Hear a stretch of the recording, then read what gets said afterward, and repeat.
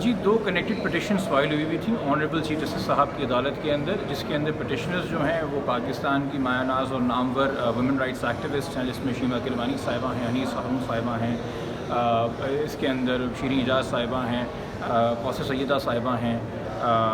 مہناز صاحبہ ہیں، اور یہ سندھ حکومت کے خلاف ایک پٹیشن ہے اور وفاقی حکومت کے خلاف ایک پٹیشن ہے۔ وفاقی حکومت کا 2020 میں قانون آیا تھا، legal aid and justice authority act, جس کے تحت انہوں نے ایک فنڈ جو آلریڈی ایگزسٹ کرتا تھا 1996 سے ان خواتین کے لیے جو جیل میں ہیں اور جن کے پاس وکیل کرنے کے یا بیل کے پیسے دینے کے وسائل نہیں ہوتے، وہ فنڈ اس اتھارٹی نے ازوم کیا، اور جب وہ فنڈ 96 کا جو بنا ہوا تھا وہ کبھی استعمال ہوا نہیں کسی کے فائدے کے لیے۔ امید یہ تھی کہ 2020 میں ایک نئی اتھارٹی بنی ہے، ایک نئی باڈی آئی ہے تو کچھ ہوگا، مگر اس میں بھی کچھ ہوتا نظر نہیں آ رہا۔ تو اس قانون کو فعال کرنے کے لیے اور اس فنڈ کو پاکستان کی جیلوں میں، بالخصوص سندھ کی جیلوں میں جو خواتین ہیں ان کی بیل کروانے کے لیے، چونکہ بیل خواتین کے لیے رائٹ ہے ہمارے قانون کے تحت، آپ کو پتہ ہوگا یہ اس کی سب سے مشہور آخری نظیر آپ کو ملتی ہے ظاہر جعفر کیس میں، جب سپریم کورٹ نے ظاہر جعفر کی والدہ کو یہ کہہ کے بیل دی تھی کہ یہ خاتون ہے، مگر اکثر بیل کے پیسے نہیں ہوتے۔ اور دوسری جو پٹیشن ہے وہ سندھ حکومت کے حوالے سے یوں ہے کہ 2019 میں سندھ نے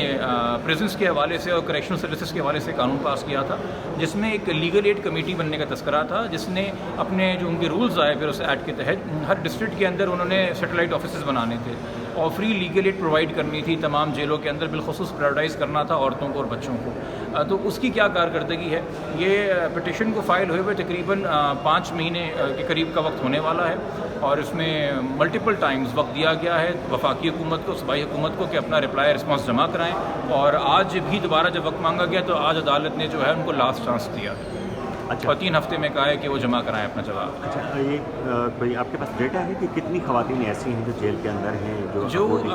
وفاقی حکومت کی اپنی رپورٹ تھی اس میں انہوں نے کہا تھا کہ سندھ کے اندر جو 72% خواتین جیلوں میں ہیں وہ انڈر ٹرائل پرزنرز ہیں، یعنی کہ ان کو ابھی تک سزا نہیں سنائی گئی ہے، وہ بیل لے کے باہر آ سکتی ہیں۔ 72% ایک بہت بڑا نمبر ہوتا ہے۔ اور دوسری بات یہ ہے کہ ہم پرسنٹیج پہ اس لیے فوکس کرتے ہیں چونکہ نمبرز ری اکرنگ ہوتے ہیں۔ اس وقت جب میں آپ سے بات کر رہا ہوں، ہو سکتا ہے سندھ کے کسی شہر میں کسی خاتون کو گرفتار کیا جا رہا ہو، تو وہ نمبر تو چینج ہوتا رہتا ہے، بٹ پرسنٹیج اتنی ہائی ہونا کا مطلب ہے کہ اگر اس رینج کے اندر ہے، اور یقینی طور پہ آدھے سے زیادہ خواتین جو جیل کے اندر ہیں وہ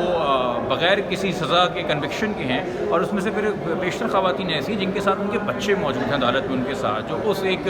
انفرینڈلی انوائرمنٹ میں اور ایک طریقے سے آپ کہہ سکیں کہ ایک ہیلدی انوائرمنٹ نہیں ہے کسی بھی بچے کے لیے اس میں بڑا ہونا، وہ بھی وہاں پہ ہو رہے ہیں، صرف اس لیے کہ خواتین غریب ہیں۔ اگر یہ امیر ہوتی ہیں جیسے اس بیسس کے اوپر کہ وہ خواتین ہیں ان کو بیل مل جاتی ہے اور ان کے پاس چوٹی یا بیل کے یا وکیل کرنے کے پیسے ہوتے، تو یہ زیادہ تر جو مسئلہ اس وقت ہے وہ ایک کلاس ڈفرینس کا ہے کہ ہمارے یہاں جو حقوق ہیں وہ اویل کرنے کی بھی قیمت ہے، وہ قانون میں لکھ دینے سے نہیں ہوتے، جو کہ قانون میں تو لکھا تھا کہ حکومت فنڈ دے کے ان کی بیلیں کروائے گی، مگر اچھے قانون پاس کرنے کا فائدہ نہیں اگر اس کا اطلاق نہ ہو، تو ان کے اطلاق کے لیے پٹیشن ہے۔ اچھا، جن خواتین پہ الزام ہے جس کی وجہ سے وہ جیل میں ہے، لیکن بچہ جو ہے وہ اس پہ کوئی الزام نہیں ہے لیکن وہ بھی بچہ جیل میں ہے، مائنر جو ہے وہ تو جیل میں ماں کے ساتھ اس لیے رہتا ہے جو کہ اکثر ان بچوں کو اور کوئی ہوتا نہیں، خاص طور پہ اگر دودھ پیتا بچہ ہو یا ایسا بچہ ہو جس کو اس کو ماں کی میٹرنل کیئر چاہیے۔ بہتر تو یہ ہوگا کہ بچے کو باہر نکالنے کے بجائے اگر ماں کی سزا نہیں ہے، ماں انڈر ٹرائل پرزنر ہے اور ماں کو عدالت ریاست بیل کے پیسے اور وکیل دے سکتی ہے تو مہیا کر کے اس کا وقت باہر گزاری ہے۔ ہمارے ہاں کیسز تو 10 سال 15 سال 20 سال تک چلے جاتے ہیں، اپیلیں چلتی رہتی ہیں، بٹ جب آپ کو کوئی کنوکشن نہیں ہوئی ہے تو پھر آپ جیل میں کیا کر رہے ہیں؟